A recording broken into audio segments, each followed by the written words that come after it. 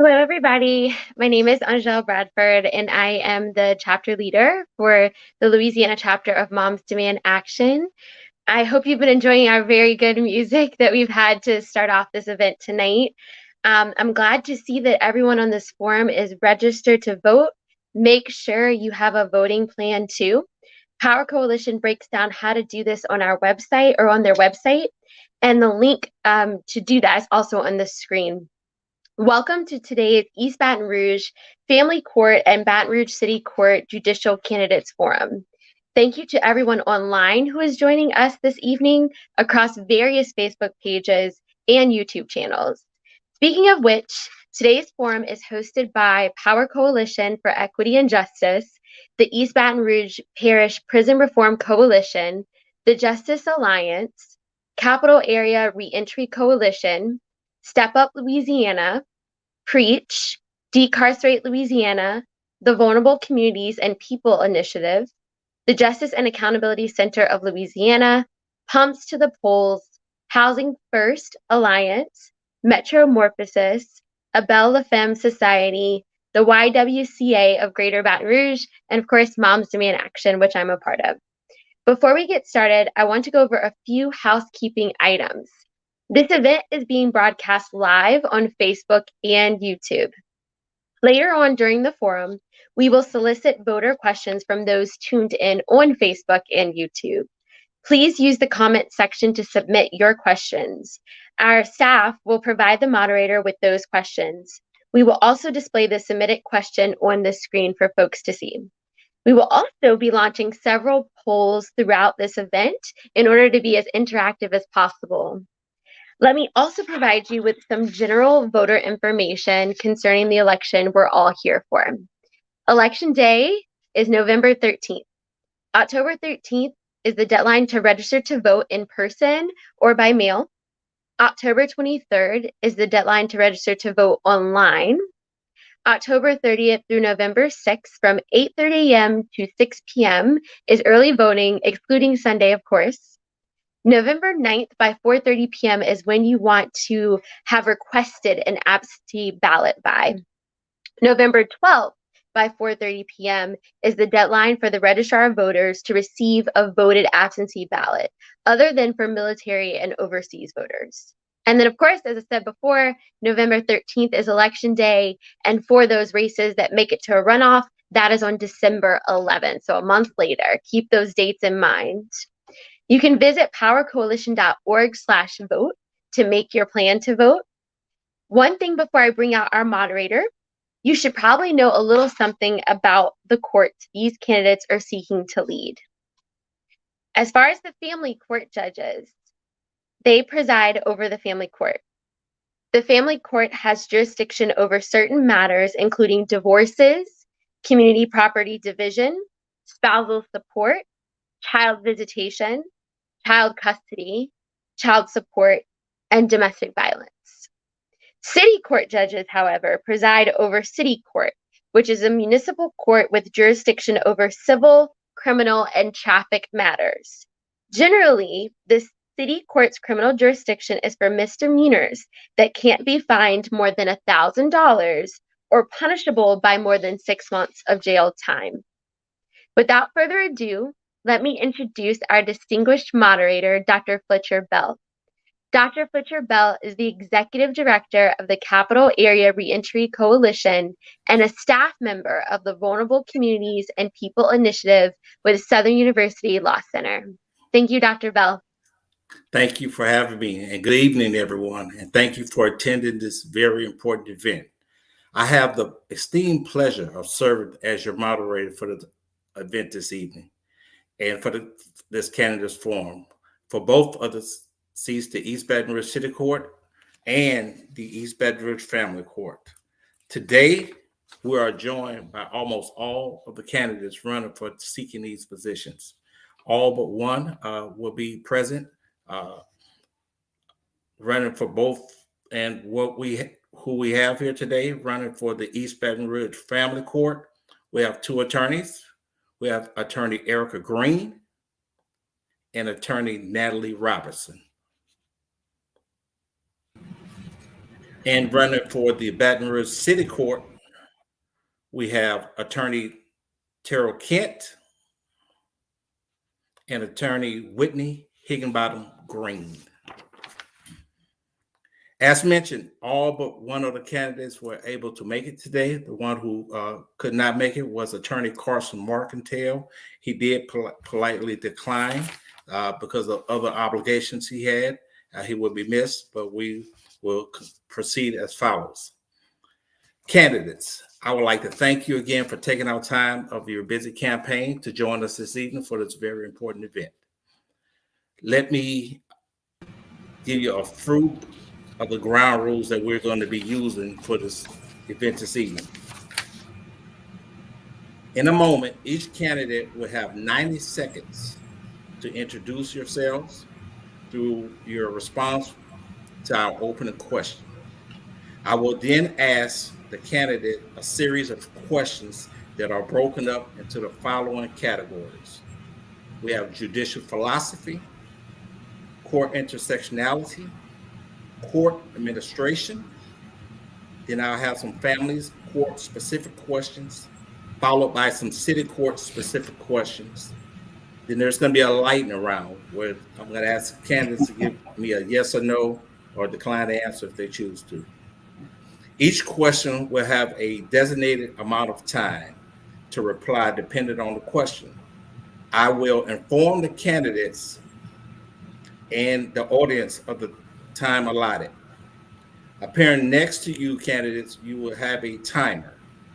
When your time has expired, you will hear a ding like this.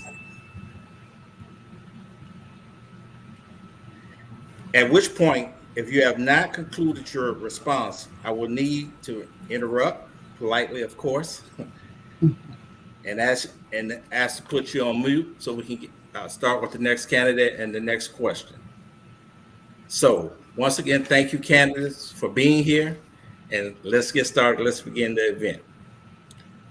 Our opening question is going to be, what does justice mean to you? How do you believe judges help achieve just outcome? I'm going to give each of you 90 seconds to respond, and I'm going to start with you, Attorney Erica Green. Good afternoon. Thank you, Power Coalition and your community partners for having this forum. I've expressed in many forums and groups that I'm a native of Baton Rouge, and I went to Bel Air High School where I was first introduced to law through a law studies class and a mock trial team, which was mentored by attorneys from Phelps and Dunbar and Baton Rouge Bar Association. I brought that up because justice does not always come to individuals that have not had it in their family or not been exposed. Those two programs, the Law Studies class and the Baton Rouge Bar Associations, let me see people that look like me, and they expressed to me what justice should look like. After 10 and a half years of practicing, however, I understood that justice means access. It means that the judge should allow access to forms, which we do in family court, thanks to Judge Lisa Woodruff White. We have forms available, that we have interpreters available, that we also provide families with the opportunity to primarily be heard. In family court, there must be, there's no winners or losers because the best interest of the child is the children. The best interest is presented through law and evidence, and the judge's main role is to hear that evidence and to make sure that they apply it correctly. Thank you, Attorney Green, for that response. I will now present the same question to you, Attorney Robertson. Good evening. Thank you for having me this evening. I'm delighted to be here. And I want to say that I am a 23-year veteran of family law. I love family law. It is my passion. I have spent my entire career serving people in the family law realm. And so as I have worked behind the scenes and as I have toiled as a practitioner, justice to me means when you go to court and you can expect that there will be an even-handed person on the other side, looking at your issues, looking at the issues of both parties, hearing what both parties have to say, and making sure that they are fair in outcome, in orders that are issued. In my role, if elected as a judge, I think the most important characteristics are my experience, the fact that I'm a seasoned attorney who has worked as a research attorney in the family court in this specific division. And I have been in the thoughtful decision-making process with Judge Lisa Woodruff White and with Judge Luke Laverne. And so I know what goes into making those decisions for people who are vulnerable at their most vulnerable point when they come to family court. For example, in custody decisions, I've spent a lot of time and had hundreds of cases where I've had to look at mom and dad and make the best decision with the judge. Thank you, Attorney Robinson, for that response. Mm-hmm. I will now present a question to you, Attorney Kent. Good evening, everyone. My name is Terrell Kent, also known as TK. I am a native of Baton Rouge. I am rooted here in the community. I was raised in this community and I was born to serve. I will let you all know justice is only possible when we reason with a sense of equity. And we must apply the law every time without bias. To render just rulings, we should also do so with a sense of empathy. And we have to remember one's humanity. We have to look at people and their circumstances and understand that they are not just stats on this sheet of paper. So when we keep these principles in mind, we know we are working for the betterment of society. And I've been working for Baton Rouge, Louisiana since a child. From my time at New St. John Baptist Church and Girl Scouts, to my time in Key Club at McKinley Senior High School, to my time working in the community at Southern University and also at Southern University Law Center, to the time I spent clerking at the 19th JDC, on to my service through the East Baton Rouge Parish District Attorney's Office. I love Baton Rouge. I want to see us progress forward. And the only way we could do that is if we have fair judges who understand that in order to have justice, we must have fairness and respect across the board. And that is why I am number 7 on your ballot. Thank you. Thank you so much, Attorney Kent. And last but not least, of course, is Attorney Whitney Higginbottom Green. Attorney. Thank y'all for having me. I feel like the 3 ladies that have gone before me have great philosophies. I think we're all good people. We all know each other. And I have always said that we're just applying for the same job. And it's one of those things that, we're going to have a little bit of a philosophy overlap. But, when you first asked the question to me, it was about what I think is my vision, I guess, of justice. And again, I was born in Baton Rouge. I have, we all have a law degree, things like that. But it is about finding the perfect solution to a particular problem or even an alleged problem. There's not always a problem. And so I think that in order to do that, you have to give everyone their day in court. And, we hear about that all the time. And that doesn't mean that they just come to court and, you just kind of listen and just bang the gavel and say, here you go. It requires truly listening, letting that person explain what happened, and trying to find just a way to be fair. And I think when people leave there that way, it's a success. I love people. I love hearing their story. And I just think you ought to strive to improve your community every day. And you know what? I heard someone say today, I can't do everything, but I can do something. And so I think that if we all acted more like that, we'd be good. Thank you, Attorney Higginbottom Green. We're now going to move to the candidates and how your judicial philosophy. We know that judicial philosophy is the way in which a judge understands and interprets the law, but it's also how a judge views their role in the court in the whole context of our broader society. The next set of questions is going to be 2 questions. We're going to explore your judicial philosophy and are directed at all of the candidates. You each will have 60 seconds to respond to each question. So the first question is going to be, what inspired you to run for this particular judicial seat? And I'm going to start this time with you, Attorney Natalie Taylor-Robinson. So I was inspired by my mentors, essentially, the people who came before me, the people who taught me, who showed me how to be thoughtful in decision making, who showed me how to be a zealous advocate for the clients that I would encounter. And so, that's the major influence and inspiration. I've received encouragement from both of the Division B family court judges for whom I worked. As most people know, this Division B was drawn so that we could have minority representation in the family court. And so I was almost at the infancy of this process, because I was the first African-American female research attorney to work in family court. And so I started with it as a baby and helped it grow. The rules of court that people know now, the family rules of court, I helped Judge Laverne edit those back in 1999. I realized how painstaking the process was, how important it was that we have those rules to guide us and those rules to follow. Thank you so much, Attorney Robertson. Now I'm going to pose that same question to you, Attorney Kent. Yes, sir. I've decided to run for this position because I believe when you see something you don't like, you do something about it.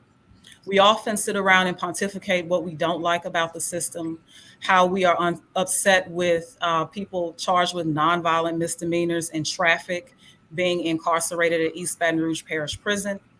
We often hear people talk about how on the civil side, they feel like the system doesn't pay attention to them. So that is why I decided to run.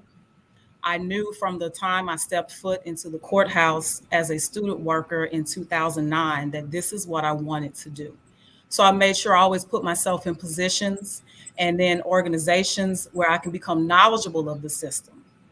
So when the time came up for me to step up and run, I was ready and prepared to put my best foot forward and let the community know that I am a servant leader and I am here to make sure that the courts are efficient and that the public has access to the courts. So that is why I am running. Thank you, Attorney Kent.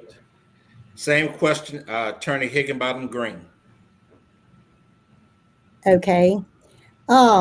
I didn't mention this in the beginning, but my first 12 years, I guess, of my legal career, I was a state assistant attorney general.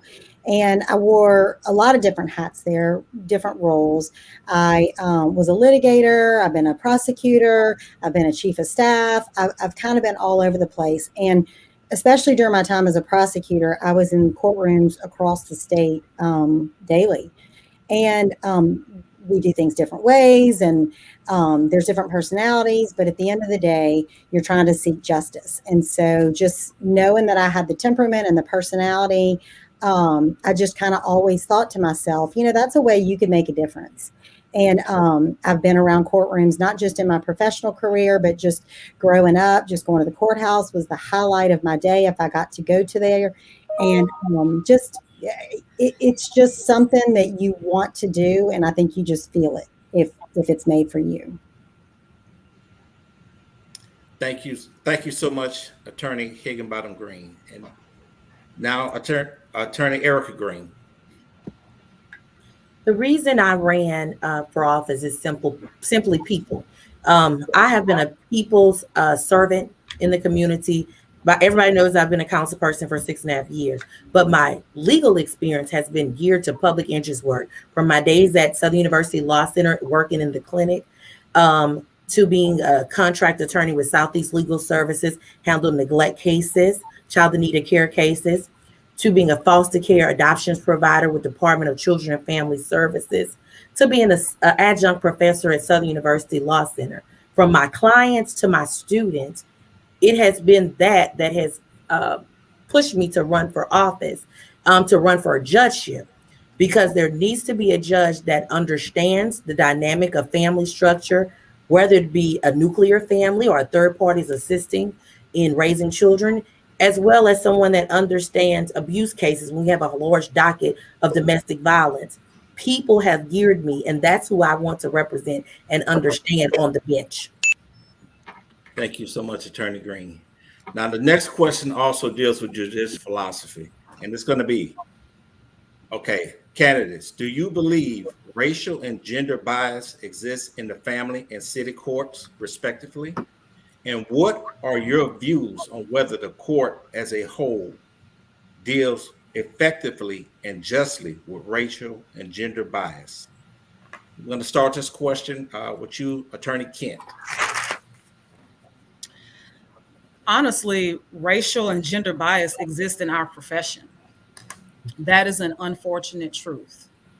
And the only way we can get beyond this and correct that is actually a part of my judicial philosophy and my philosophy for life. We have to work to seek justice and correct oppression. The only way we can do that is if we make sure that we have a diverse panel of views on the bench. Historically, judges in Louisiana have been white and male. As we see here today on this panel, we have a panel full of women, and that is progress. So specifically in terms of specific cases in city court, I cannot think to that, but in general, yes, racial bias and gender bias does exist in city court. And it is my aim to make sure that we have fairness across the board on our city dockets. Thank you for that response, Attorney Kent. Attorney Erica Green, give me your response, please. I believe that in family court, there's always a notion that there's gender bias because people assume that children automatically belong with mothers and women. But I think that in family court, we have to understand that the paramount right belongs to a parent in themselves. And so my role as a family court judge is to ensure that as I listen to the evidence and as I listen to the experiences of the parties and their history, I use the best interests of the child factors to make sure that there is no bias, to make sure that I handle the case on a case-by-case basis. But it is true that individuals feel that when they come in family court, there is some bias. Going on the racial side, all I can say is that there are social economic differences in families, and we have to ensure that we understand those differences when we're listening to each case. And it's my role as a family court judge to listen to the law and evidence presented. Thank you, Attorney Green. Same question to you, Attorney Robertson. So knowing the judges and family court the way that I do, I know that each judge, there are 4 judges in the family court, and I know that each judge does strive to be as fair as possible. But I do think that we all come from different walks of life, different racial backgrounds, different ethnicities. And so I know that brings different perspectives. And so it makes it difficult to be as fair and as even-handed as you can be, because we all come with our preconceived notions about what should be and what we've experienced in life. However, I do think that that the judges strive to do the very best that they can. They talk with each other. There's a diverse group of judges on the bench. And I know that the judges, because I've worked behind the scenes, talk to each other, and they talk about things like the maternal preference and how it historically impacted men and how it continues to impact men to this day. And I know they talk about things like race and how cultural differences matter. Thank you so much, Attorney Robertson. And Attorney Higginbottom Green. Okay, thank you. I'm going to expand upon what Attorney Kent was saying earlier, and I agree with her wholeheartedly. There is bias, and it's more than in just the courtroom. I mean, that's what us ladies running for judge are talking about today, but there is bias everywhere. It is racial, it is gender, it is based on wealth, it is based on health, it's everywhere. And, you know, it's funny because even people that think that they don't have it can be put through an exercise that shows that they have unknowing biases. And so the only way I think that you can really tackle that is to educate yourself, to learn about, there's so many programs where people, they can open your eyes about, you are biased and you didn't even really know it. And so I think it's incumbent upon our leaders to recognize that nobody's perfect. We can always do better, and just to continue to educate ourselves and strive to do better. And, when it happens, improve upon it every single time and do your best to fight it. Thank you so much, Attorney Higginbottom Green.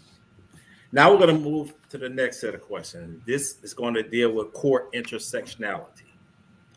Now, our complex and sometimes bloated judicial system inevitably features the intersectionality of many of our various courts in the parish and across the state.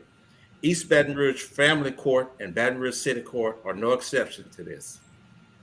The next question explores the intersectionality of Family Court and the City Court, and you will each again have 60 seconds to respond. Question is, one of our greatest challenges for domestic violence victims is navigating a fragmented and siloed judicial system. What role do you think the court, this is both the family court and the city court, can play to assist victims and make their judicial experience easier, more just, and more responsive to their needs? And I'm going to begin this with you, Attorney Higginbottom Green. Okay, great. I will say this, as far as like the domestic violence cases, for a while, the city court had a grant where they were going to take this over and maybe take some of the caseload off the DA's office in the 19th. And I think there were a lot of good things that worked about that, and maybe some things that maybe the grant just ran out, and it was a great program.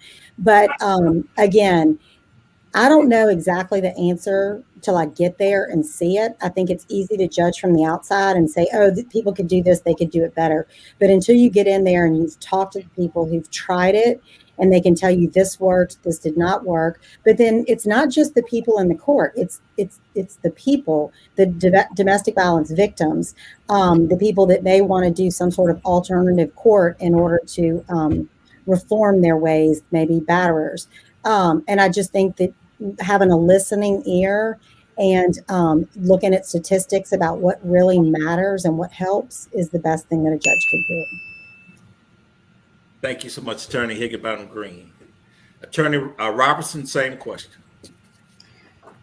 So much in the way that there is a program, a visitation program in child support court, I've often thought there should be a program with regard to how to help people through the mental health crises that are encountered in domestic violence cases. And there should be liaisons along with people. We already have people in place through the Battered Women's Program, our IRIS program, to help victims to fill out the forms to report domestic violence.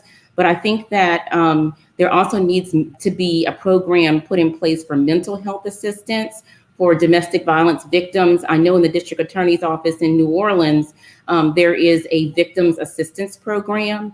And so I think the number one thing that we should do, that we can do to improve the experience of domestic violence victims, is to put a program in place whereby the mental health component and the challenges in terms of their families and what they need to provide for their children once they're in this situation are addressed. Thank you so much, Attorney Robertson. Attorney Kent, your response. So there are mechanisms and services in place to assist victims who are moving through the system. And I know from my professional experience and in dealing with many domestic violence victims, both male and female, it can be very cumbersome. So as Attorney Robertson already mentioned, IRIS is a wonderful program. The district attorney's office also has a very robust victims assistance coordinating bureau that helps victims. From the bench, judges can also remember that victims have rights and victims deserve to be heard. So at the time of setting bonds or having hearings for temporary restraining orders, I think it is important for the judge in city court to make sure if she or he desires they are heard in the hearing before any decisions are made. Thank you so much, Attorney Kent. And last but not least, Attorney Erica Green. I think many of the statements were made were true. Irish domestic violence has been helping victims for years. I think we also have to ensure that as a court, that we are utilizing our wraparound services that many times you see in juvenile court and family court, which does address substance abuse issues that start with that are stemmed from domestic violence. We also are addressing parental involvement and co-parenting classes that may be needed from a very rough family structure. And then we also can make sure that victims are heard through our ex parte hearings, where it may take too long to get into court, but the harm that can occur from those victims is heard in a timely manner. Again, domestic violence cases are addressed in family court on different ways, but we need to make sure that we understand as judges to use the wraparound services as well. Thank you for that response. Now, moving on, we're going to move on. Our next set of questions is going to deal with court administration, for which I have 3 questions. As we know, over the years, we've seen a troubling but well-documented increase in fees and fines imposed on defendants by criminal courts, as well as the litigants trying to file matters in family court. Today, the state of Louisiana and the 64 parishes rely heavily on these fees and fines to fund their court system and even basic other government operations and needs. In effect, our courts today have what is known as a user pay system. We know that this system, the user pay system, disproportionately affects the poor and the underprivileged. So the first question will be, do you believe that the system we're running now in court is a just system? And I'm going to begin this with you, Attorney Kent. So I believe there's always room for improvement. We have the mechanisms and the processes in place to make sure that the system is just. But I think right now, a better way to frame this is that our system is antiquated. One of the ways we can move slightly towards the middle, away from this user pay system, is to stop criminalizing people being poor. So I think in order to get away from a heavy burden placed on litigants and defendants, we need to find out alternatives to incarceration, because let's be honest, a lot of people end up being incarcerated because they simply cannot afford to pay. And there are alternatives out there that we can further utilize to make sure that we don't place such a heavy burden on those who cannot afford the lofty court fees and fines and filing fees that we see in the courts today. Thank you so much, Attorney Kent. Attorney Erica Green. I think in family court, we have done well, and I would say in general in court, by allowing for the pauper system, where you can file a pauper in addition to your motion. Because if you know about family court, you cannot have access to even the courtroom if you don't file a motion. And so the pauper allows you to file and put your filing fees at a later date. And that's through the clerk of court office. Also in family court, we have also had the opportunity to have the formularies that are available through our self-help desk and attorneys that are available. The one thing that I do think that even though we have the ability to have access without paying costs for filing fees, we have an issue in that we can't appoint public defenders anymore to help clients who can't afford representation. And so I think that we do need to still improve the user pay system, but I think we have at least improved to that point. Thank you, Attorney Erica Green. Attorney Higginbottom Green. Okay, access to justice problems and issues have always been something near and dear to my heart. It's I'm frugal by nature, and so it's one of those things that's always bothered me. And again, we are the state. We have three branches of government. And so therefore, the judiciary being one needs to be funded by the state in some component, not just the users of the court system, because justice affects all of us, whether we're there in court or not. So it seems like we're always in crisis mode. It's one of those things where it's like, oh, we're going to have to cut positions, whether it's the DA's office, whether it's the public defender's office, or we're going to have to do this. And we're just always slapping something together. And I think there needs to be a comprehensive study to where we can do it better. Because again, the Constitution, the statutes, the law, it's not created for just people who can pay. They're for all of us. And so if money's a factor, then we're not seeking justice. Thank you, Attorney Higginbottom Green. And Attorney Robertson. Yes, so I have been studying this through my master's program, and I have looked at an interdisciplinary approach to addressing these kinds of concerns. So it is true that in domestic violence court, and even if you have a contempt hearing, and if you're assessed a contempt fine, there is a way for you to pay over time to keep you from going to jail. And I think our judges that are already in place are pretty compassionate about giving people the opportunity to have a payment plan. However, I think the judges and the lawyers and the lay people should get together and come up with an interdisciplinary approach to making it easier for people who are disadvantaged to be able to afford access to justice. In addition to that, I'd like to mention my Affordable Divorces LLC that mirrors the Self-Help Center, where lawyers themselves can take it upon themselves to help people along the way. Thank you, Attorney Robertson. We're going to move on to our second question under court administration. And the question is simply this: how can the cost of judicial administration be reduced? Can you give an example of how you have a reduced cost either in the past through your law practice or through your influence or your interactions with any judges? We're going to start with you, Attorney Robertson. So yes, as I was mentioning just before the bell went off, I did explore this. And as I said, I did start an LLC called Affordable Divorces. And so in that, I was looking for ways to find funding for people who ordinarily would not have access to justice. In my practice, I was looking for ways that I could consult and guide people through the process without having to hire an attorney. And more of a consultant, so the fees would be a lot less. And then when people were directed to the self-help desk, the Affordable Divorces attorneys would also assist people in that regard, because the people who are who are working at the self-help desk are only allowed to give information. They're not allowed to give legal advice. And so it helps if you have an attorney to whom you have access, who can help you along the way. And so that's what I've personally done, and I would love to continue to do. If I were elected, I'd like to have another attorney replace me.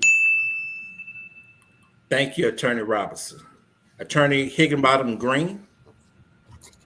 Okay, so I agree that there's always a better way to do things. And what I don't want to do is get in and second guess the way things are done now. I do think that you need to be in the middle of the system, be a decision maker, be at a table with your colleagues and say, how can we do this? It's so easy to look in from the outside and point fingers and say, you should do this and you should do that, that kind of thing. So I do think it's going to take sort of an inside approach. But like, for instance, in city court, I know that there's a enormous backlog of bench warrants, and they've talked about it for years. Like, how do we do this? And there's some innovative things that have come out, whether it's a Saturday where they call everybody down and say, hey, come clear these, do this. But if you have a huge backlog, then it's not really something that's working. It's not making people show up to court on time.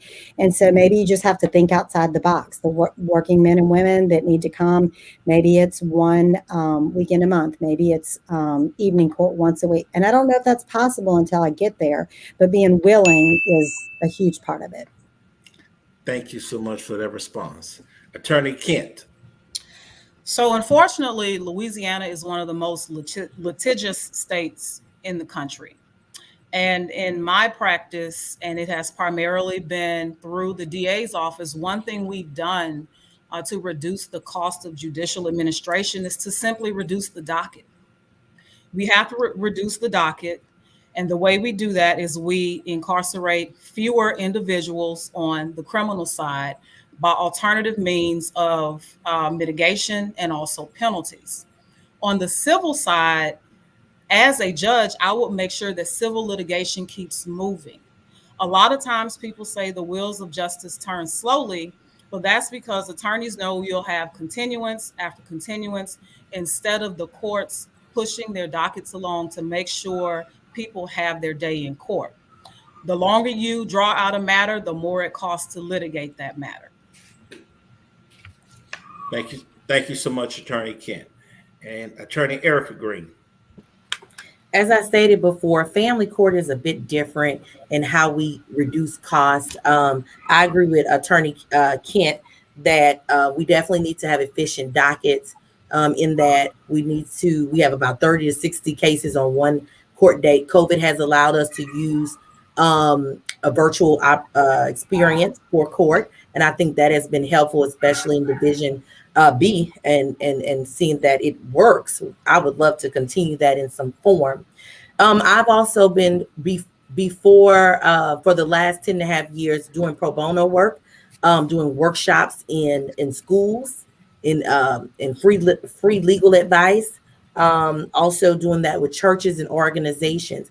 And I believe that as a lawyer, it is your role. I think Thurgood Marshall said it, to be an engineer of justice. And so in order to do that, you have to make yourself available with legal advice. And so I think that we lower the cost by making sure that people understand what they're handling before they go to court. Thank you, Attorney Erica Green. Now, my third and final question as far as court administration has to deal with the development and the ideals of specialty courts. What I mean, like we know that Judge Kelly Temple has what is known as a sobriety court, and former Judge Laura Prosser Davis had a domestic violence court. So I want to know from each of you, what is your position on the use of specialty courts? And I'm going to start this time with you, Attorney Erica Green. So family court in itself is a specialty court, similar to juvenile court, because we handle issues that correlate at times, and family issues are very distinct from the civil side and the criminal side. I believe in specialty courts because they address, like I said, some of the substance abuse issues that we have in our community, some of the mental health concerns that we have that many people have had for years. I've seen in Texas where they have a veterans court so that they can address some of those needs that our military and law enforcement individuals may have. But in family court, it's just kind of different. It is, in fact, a specialty court. But my position is that we need them because we are bogged down. If you go to any other parishes, I've worked in numerous parishes, not just in EBR. And what I found is that hearing officers are helpful at times, but specialty courts help in lowering the docket that we have because most of those smaller towns have large dockets. Thank you so much, Attorney Erica Green. Attorney Kent. Specialty courts are absolutely necessary, and believe me, they work. I recently worked in drug court, or with the drug court program at the 19th JDC. That drug court focuses on treatment and rehabilitation for people, and it's an alternative to sending them to the correction system. A domestic violence court would absolutely benefit our community because honestly, the hot issue of today are all of the domestic violence situations that arose during the pandemic. Specialty courts also tie into some of the diversion programs we already have functioning in our parish. So specialty courts matter. Sobriety court that goes on in city court helps a lot of people. So it would be my aim to make sure we strengthen the specialty courts we already have and expand them into other programs. Thank you, Attorney Kent. Attorney Robertson. Yes, so I'm just going to essentially echo what the other ladies have said. I do believe in specialty courts. I do believe they're effective. I do believe that they address specifically the issues that the people who are coming before them have. And I do believe they reduce the docket. In family court right now, our dockets are starting to increase. And I've thought to myself that there should be, in addition to the fact that family court is a specialty court, there should be something that can lessen the load of the judges to keep citizens from having to sit in court for several hours and wait for their turn when their special needs can be addressed. Part of my platform deals with the mental health component. And I do believe that, and I don't know what it would be, but I would want to brainstorm on what we could do to address the mental health concerns of people who come through family court. Thank you, Attorney Robinson. Attorney Higginbottom Green? I can't think of a reason against a specialty court. I think that the specificity of fractionalizing like that promotes judicial knowledge and accuracy and gets them to where they can focus on the issues of whatever their particular specialty is. So I think that's good. Now, it's also because Baton Rouge is a metropolitan area. I know in small towns, the judges kind of have to hear a little bit of everything because the volume is lower. But in Baton Rouge, and especially city court, because city court is already criminal, civil, traffic, they already hear a mixed bag of things. So to add a specialty court, again, doesn't seem like a bad idea, but you mentioned Judge Prosser did the domestic violence, and then Judge Temple does the sobriety court. And I think it's going back to those ladies and asking them, is this a good thing? Does it work? And building off of their successes and their experiences. Thank you, Attorney Higginbottom Green. We will now move to the family court specific questions for the two candidates running for the family court. And these questions are going to be, I have two questions here. And the first one is going to be, do you as a candidate believe the current court practices are determining when it comes to determining paternity and establishing child support is both just and effective? And are there flaws in our system? And if so, what would you do as a judge to address these flaws? I'm going to start with you, Attorney Robertson. Yes, so nothing is perfect and everything can be improved. And I especially think that our child support guidelines, I know that the legislature will look at them periodically and try to revise them, but I think a lot of citizens are disgruntled because they don't understand them. They don't understand why they are the way that they are. And so I do think that we should, there is a legislature component that the judges participate in to give information to the legislators about what works and what doesn't work. And so I think one of the biggest things that needs to be adjusted with regard to the family court is how we decide our child support cases, the formulas that we use, how we determine how income impacts and percentages in the formula impacts how child support is calculated. And so I think that's the biggest thing that we need to address. And there are other things, but in my opinion, that's the biggest issue that we need to think about. Thank you so much, Attorney Robertson. Attorney Erica Green? Yes, I think as she stated that there are flaws in our system. One in particular is when there is a paternity that is established by default without having hearings. And not having the person present to attest that that's their child.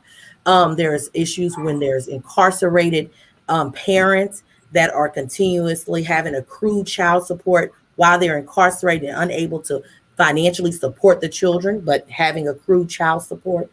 I think that there is danger in not having penalties for individuals that claim paternity or for children with that they have not established paternity for. Luckily, in the new laws that have come before us, most recently there is some penalties that can address some of those paternity issues.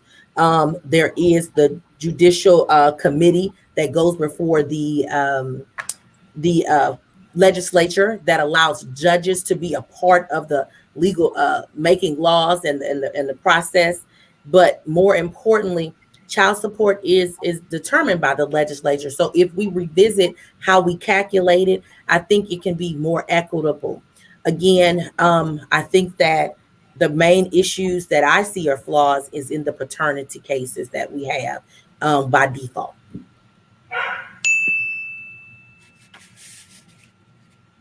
Thank you so much, Attorney Erica Green. The next question is for the family court candidates as well, and it deals with an area, as stated earlier. We know that with the pandemic, that domestic violence is on the rise. A part of domestic violence and things that goes on through that, one of the first things most people who are suffering go is they seek restraining orders.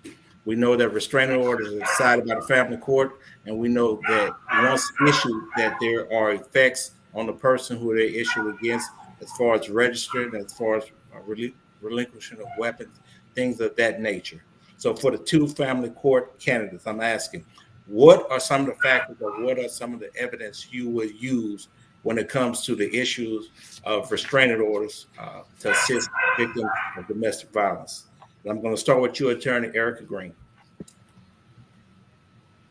Restraining order is one of those issues that I'll be honest with you. I even though I have court tomorrow in domestic violence court, you have to be very careful in being a trier of fact over these cases, because either you can further endanger the victim by not erring on the side of caution and address and putting in a temporary restraining order in place, or you can change the life of the person that is being alleged as the perpetrator of the domestic violence. But you have to be very intentional about using the law and the evidence that's presented in front of you to make sure that if there is harm, if there's danger, and if there's a likelihood that harm will incur, that we are issuing restraining orders. But we want to make sure in this sensitive nature, emotional cases that we have through family court, that we're not letting people who are falsifying restraining orders, using them as a vehicle for domestic violence, using them as a vehicle for custody instead of using them as a protection mechanism. And so that's how I would rule. That's how I would interpret the law before me, just making sure that the pleading that's before me and the evidence that is before me is tried in a mechanism that is equitable. Thank you so much, Attorney Green. Attorney Robertson, your response, please. Yeah, so my experience in working with Judge Woodruff White on these types of cases, these domestic violence cases where we have to decide whether or not a restraining order should be put in place, is a very tough decision. And so I agree that you have to sometimes err on the side of caution, because you have to look at the allegations and you have to determine, is this a situation where this is just an argument between two parties because they need to go ahead and get a divorce? Or is this a situation where somebody is actually in danger? 9 times out of 10, when we were looking at these cases, we would go ahead and issue the restraining order because it didn't necessarily long-term restrict anyone's rights. But then 2 weeks later, we would get the parties in court and have a hearing so that we could hear the allegations, question the witnesses, look at the evidence that's presented and see whether or not there is a danger to the person who is requesting the protective order, because protective orders do limit people's rights. And so you really want to be careful that it's not the protective order. Sometimes, you need to look at what the burden is. And so does it reach the burden? And if it doesn't reach the burden, can you advise these parties to seek something lesser in restriction, where maybe they would just have reciprocal orders to stay away from one another and then go ahead and seek a divorce? for their differences. Thank you so much, Attorney Robertson.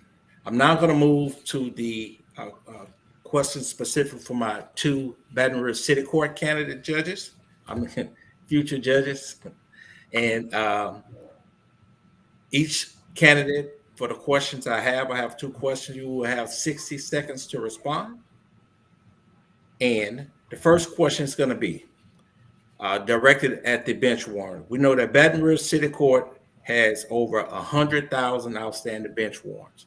We know that it's been a system because they had that many back when I worked there years ago. So this is a consistent problem. This is an outstanding problem. So my question is, how do you think the court should address these enormous backlogs? And I'm going to start with you, Attorney Higginbottom Green.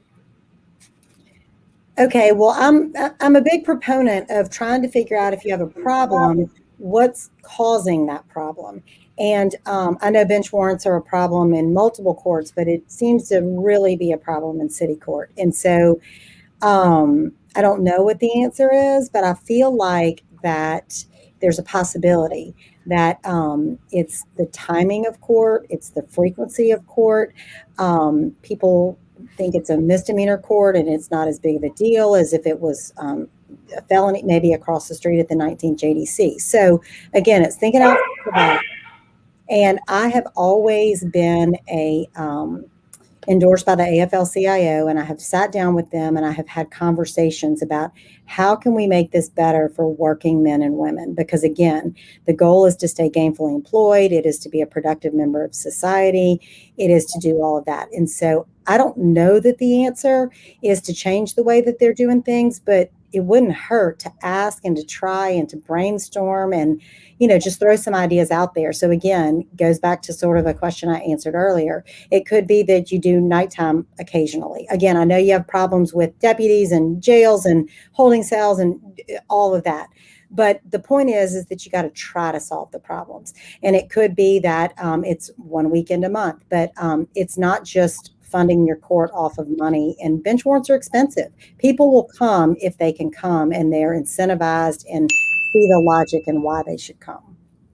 Thank you, Attorney Higginbottom Green. Attorney Kent, your response, please. So there are two things we can do. In the past, amnesty days have worked where we have court on Saturday mornings or Saturday afternoons, and we can also add weekday evenings because we know it's cumbersome for a lot of people to take off time during the day, especially people who may have to use public transportation or rideshare platforms to get to court. So they're often faced with a choice. Do I go to court today or do I go to work? And if they decide to take off from work, we need to make sure that their time is efficiently used. So amnesty days on both weekends and on weekday evenings are one thing to do. Another thing we can do is to make sure that the court's staff stays in communication with the city prosecutor's office to purge files. There's something in Louisiana called prescription, and we commonly hear people refer to it by the common law principle, the statute of limitations. At some point, some of these cases, they expire. So a lot of those outstanding bench warrants are honestly for cases that can no longer be pursued criminally. So those bench warrants need to be cleared from the system. It works in district court. I've done it. It can absolutely work in city court as well. Thank you so much, Attorney Kent, for that response. Now we're going to move on to the second question. This question has to deal with the cash bail system. And my question is, as a cash bail system that the city court has, do you believe in the essence of the way it currently exists?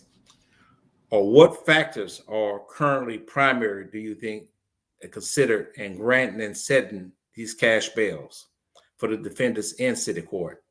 And what, as a judge, if when you make judge, do you believe should be primary considerations in setting these cash bails? I want to start this time with you, Attorney Kent. So we know African-American people, for whatever reason, due to socioeconomic disparities, are unjustly affected disproportionately by the cash bail system. A lot of times, bail is too high for nonviolent misdemeanors such as noise ordinance complaints, but also for your nonviolent misdemeanors such as your drug possession charges and your thefts. We should move away from cash bail for those offenses, and a misdemeanor summons can be given. Now, in relation to your domestic violence cases, your battery cases, your assault cases, you have to look at bail from the totality of the circumstances. What's the record of the parties involved? What does the APC say? Do we need to have a preliminary examination and get testimony from witnesses and from the officers prior to setting bail? When we set bail, is that bail reasonable or is it ridiculously harsh? Is it too high? Are there other alternatives, maybe homebound monitoring that we can do in lieu of incarceration? Because remember, when we incarcerate people, we start a domino effect, and that's how people get caught up in the system.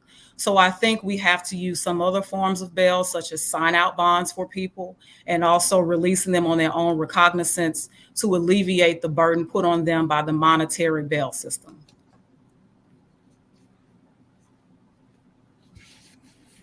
Thank you for that response. Attorney Higginbottom Green. Okay. I think that judges in general, and I'm not one, but I'm just characterizing this, is that they strive for uniformity.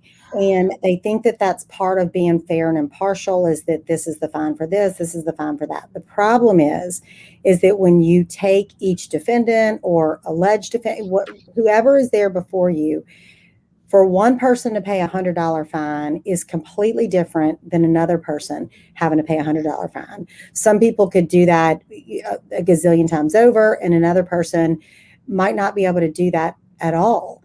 And so I do think it's situation specific.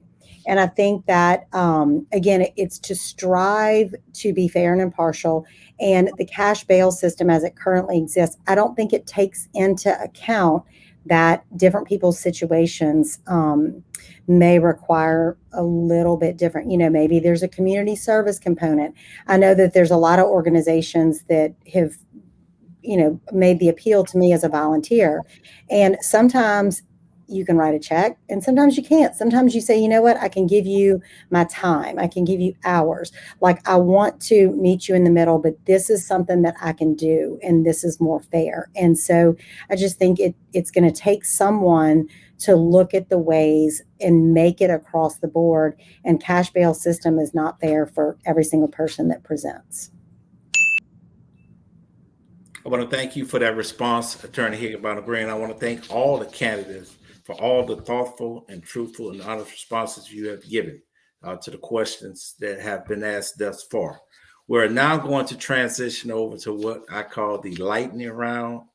In this round, what you're going to do is give me either a yes, no, or you could prefer not to answer the question. There will be no time in this section to elaborate on the questions. Also, at this time, to our live audience on Facebook and YouTube, please begin submitting your questions via the comments section of the live stream you're viewing. If you're on Facebook, ask your questions in the comments section of the video on Facebook. If you're on YouTube, ask your question in the chat section of the videos. Remember, your questions need to be a question that either all of the candidates can answer or each candidate in a particular court can answer. For example, if you have a question about family court, both family court candidates need to be able to respond. Same thing, if you have a question about the city court, both of the candidates need to be able to respond to that question. We will ask as many as time permits. Now, on to the lightning round. Candidates, remember, only a yes or no for these questions. First question is going to be, East Baton Rouge Parish is increasingly more diverse, and this includes individuals with language and disability challenges. Will you commit to meeting with advocates for those committees and work with them to make your courtroom more accessible to those individuals. Attorney Erica Green, Yes. Attorney T.K. Kent, Yes. Attorney Higginbottom Green, Yes, absolutely. and Attorney Tellis Robinson. Absolutely, I will. Okay. Next question. Do you support official live stream and or recorded court proceedings for the East Baton Rouge Family Court or the City Court? Attorney Tellis Robinson, No. Attorney Higginbottom Green, I'm not sure. I think it's situation specific. Attorney T.K. Kent, No. and Attorney Erica Green. Not in family court. Okay. Next question. The state constitution sets a mandatory retirement age of 70 for judges. Do you support a mandatory retirement age for judges? Attorney T.K. Kent, Yes. Attorney Tellis Robinson, No. Attorney Erica Green, Prefer not to answer that one. and Attorney Higginbottom Green. No.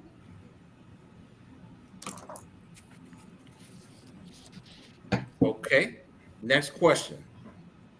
Have you ever been disciplined by the Bar Association or the State Commission on Judicial Conduct?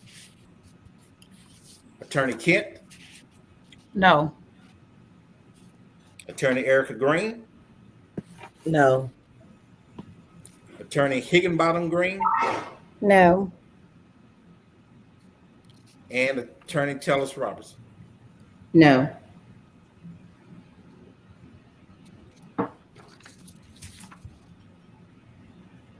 Okay, candidates, that was the questions for the lightning round. I want to thank you for participating in that lightning round. And again, thank you for your honest and truthful responses. We will now transition to the town hall portion of our forum. To our audience, remember to leave your questions in the comments section. Each candidate will have 2 minutes to respond to questions submitted through the comments from voters watching this event at this time.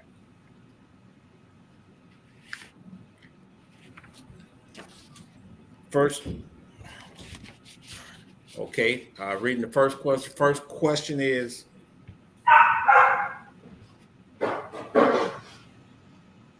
in 2018, with the passage of Act 367, there's a requirement that judges are supposed to require in open court that persons under domestic abuse protection orders and those convicted of misdemeanor domestic abuse battery state in an affidavit the firearms they have in their possession and arrange for them to be transferred to the sheriff's office or a third party. There are judges currently on the bench that do not follow this law.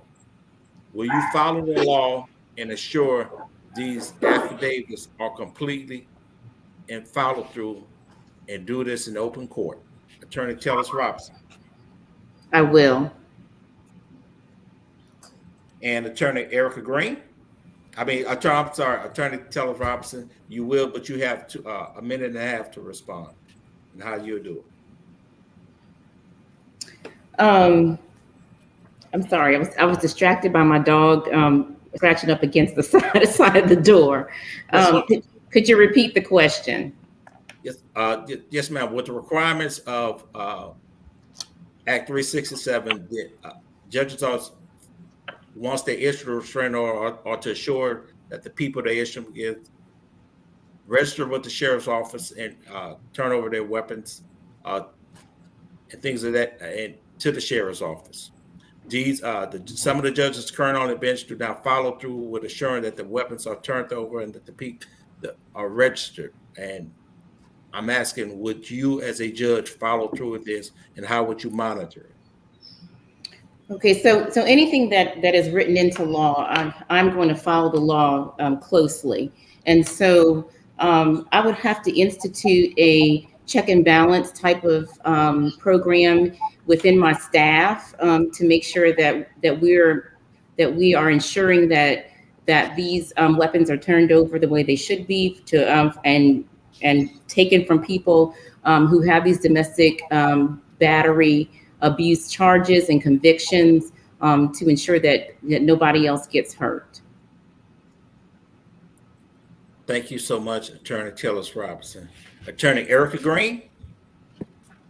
Yes, I've actually witnessed judges do this in family court, where after the temporary restraining order has been issued or a permanent restraining order has been issued, that they require in court that you sign the affidavit and indicate. I think the question is how you monitor it.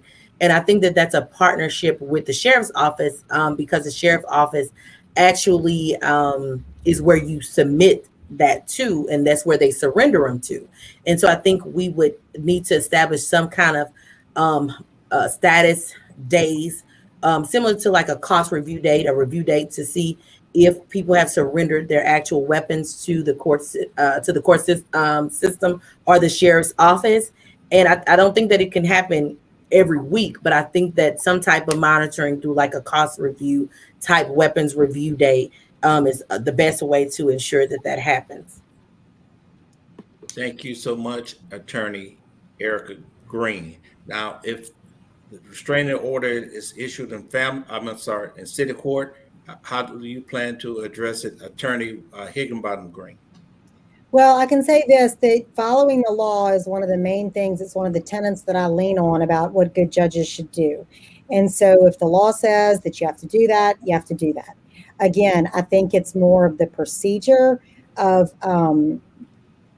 you follow the law, but then whether or not, again, I don't know that many people have a tickler system that comes back and says, hey, did you check on this? Once you turn it over to the sheriff's office, as the previous answer said, it can get away from you. And so,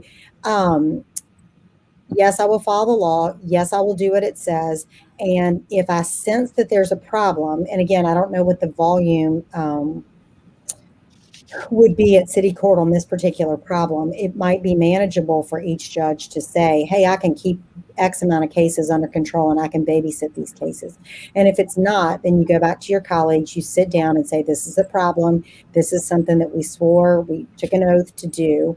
And so therefore we have to find a way to follow through with this. And maybe it means that you sit down with the other stakeholders. It may not be that it's just the judges that decide, but if it's something that's written into law, it was a reason. Another branch of government decided that it was good for public safety, public anything.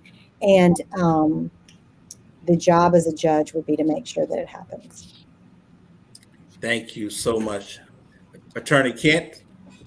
So on the uniform protective order that we use statewide, there is an affidavit that the person subject to the protective order must sign, stating that they will not possess firearms, and it lists the applicable statute with the penalties that will be levied if they are found in possession with a firearm.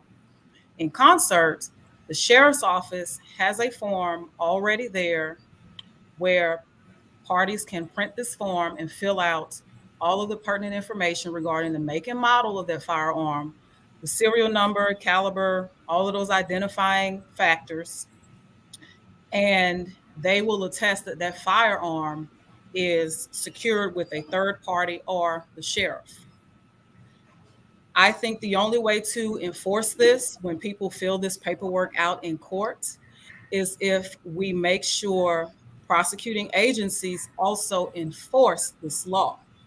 We can have all the paperwork we want, and we can watch a defendant or someone accused of a crime surrender a firearm to law enforcement or to a neutral and detached third party all day long. But if we do not make good on the promise to protect victims, we will never get away from these horrendous DV shootings and other acts of violence that we constantly see in our community. So yes, I will follow that law because it is absolutely necessary to follow it and also enforce it.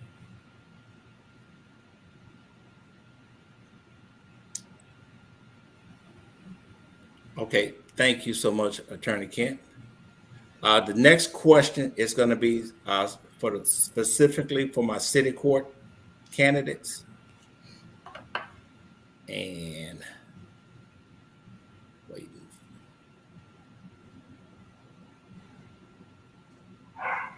And the question is going to be, would you, as a judge, support a specialty court to deal with evictions and support eviction diversion? So I'm going to start with you, Attorney Kent.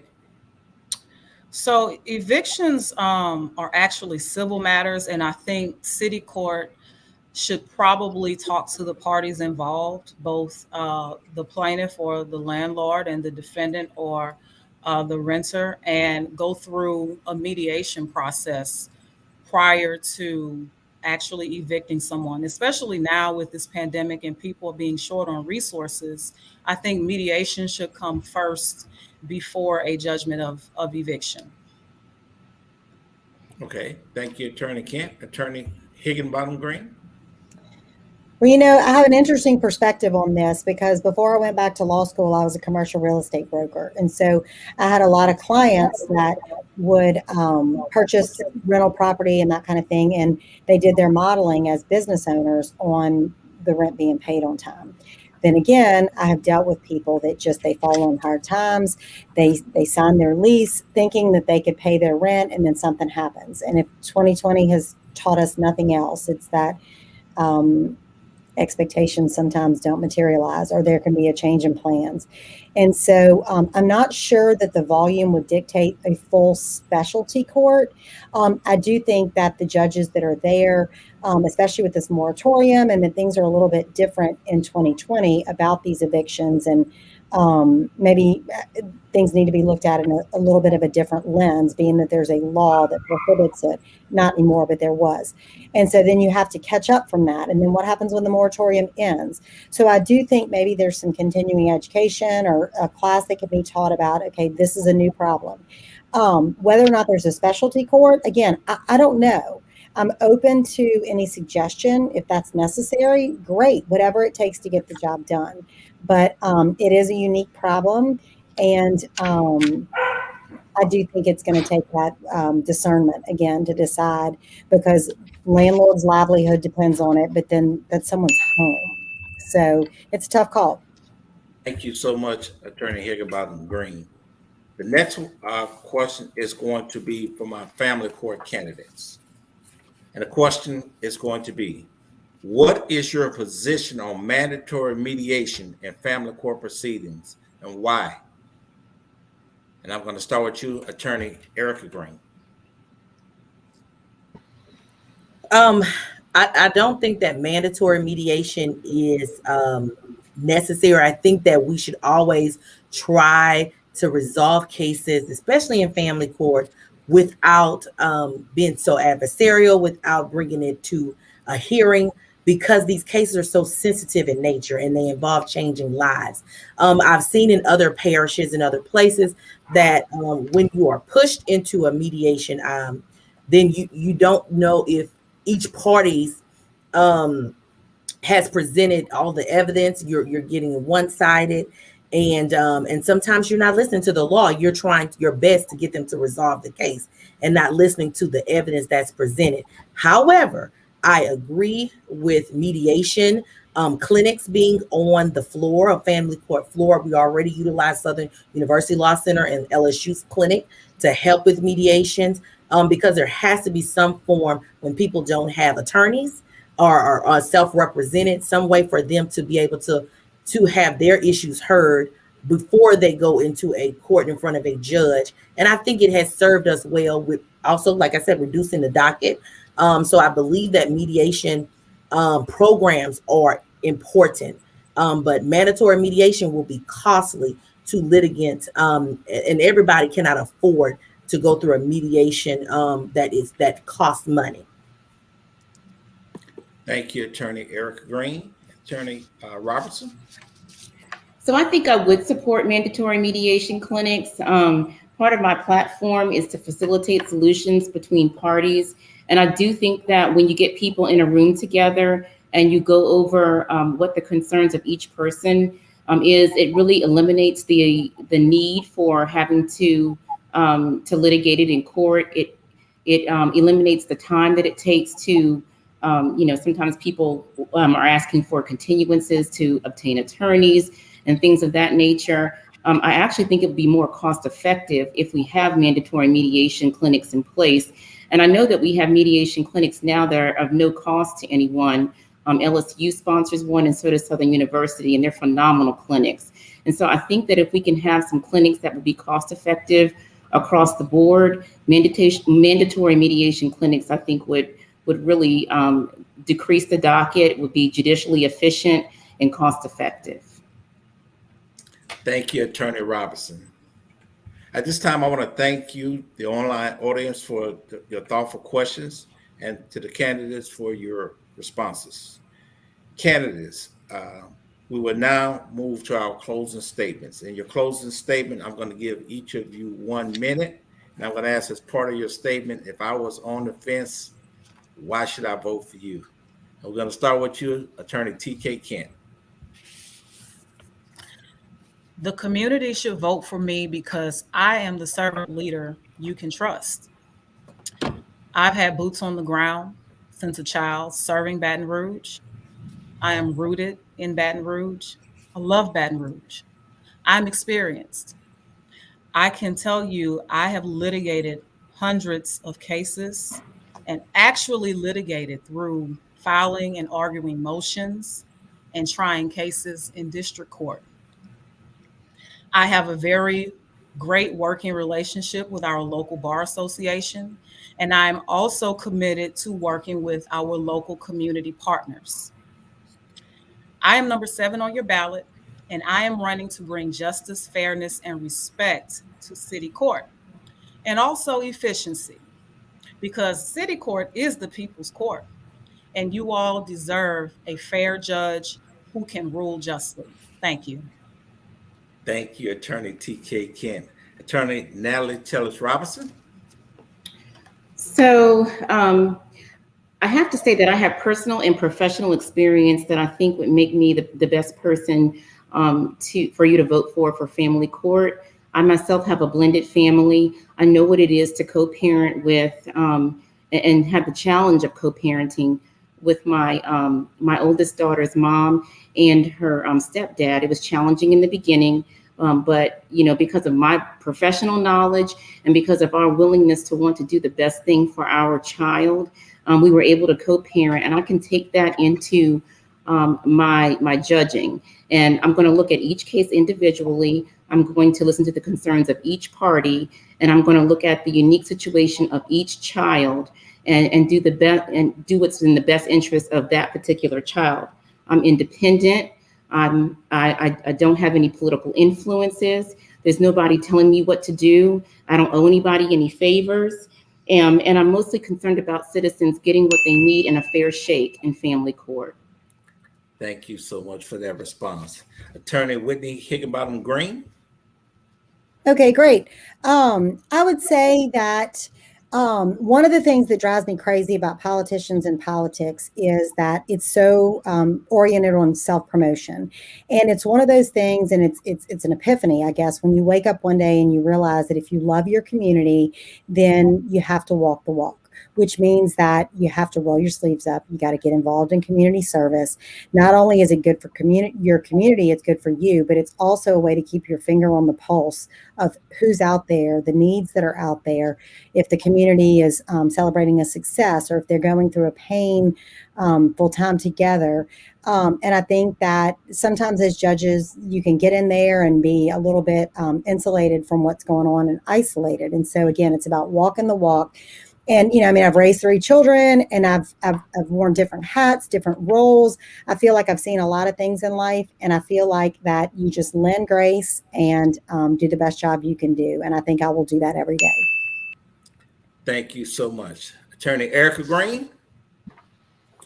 Thank you all for having this forum. I've been wanting to be a lawyer since I was at Bel Air High School. I started that at the beginning. But my legal experience as a solo practitioner, practicing continuously in my office for clients as well as for agencies who have trusted me with their work, has been able to give me the diverse legal experience that I need. Not only have I been a family law attorney, I've done estate work and civil litigation. I've been a criminal defense attorney in juvenile court. All those things that help prepare me to be a judge, and specifically to be a family court judge. I am compassionate because I work with my community. I serve my community.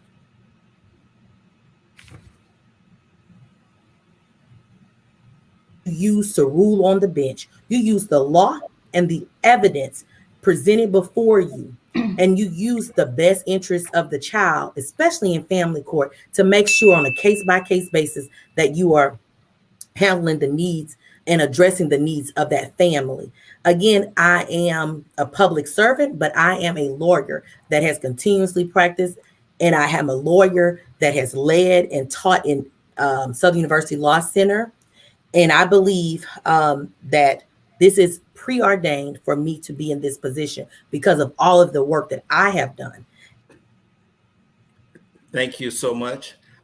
Candidates, I want to say thank you, and thank you again. I know with the election being this close that you're in the midst of your campaign, and for you to take out the time to be here with us on this evening really, really means a lot to me. It means a lot to the voters. It means a lot to the people out there who are just need to know more. At this time, we really hope that tonight's discussion helps the voters not only understand you as individual candidates, but also why the courts matter and why we can't, as voters, afford to just sit home and sit out this election. I want to thank everyone for the opportunity of letting me be here, let me serve as your moderator. And at this time, I'm going to turn it over to you, Ms. Angela Bradford, and let you please take us out and with any closing updates, announcements, and any other action items. At this time, good night, and thanks again.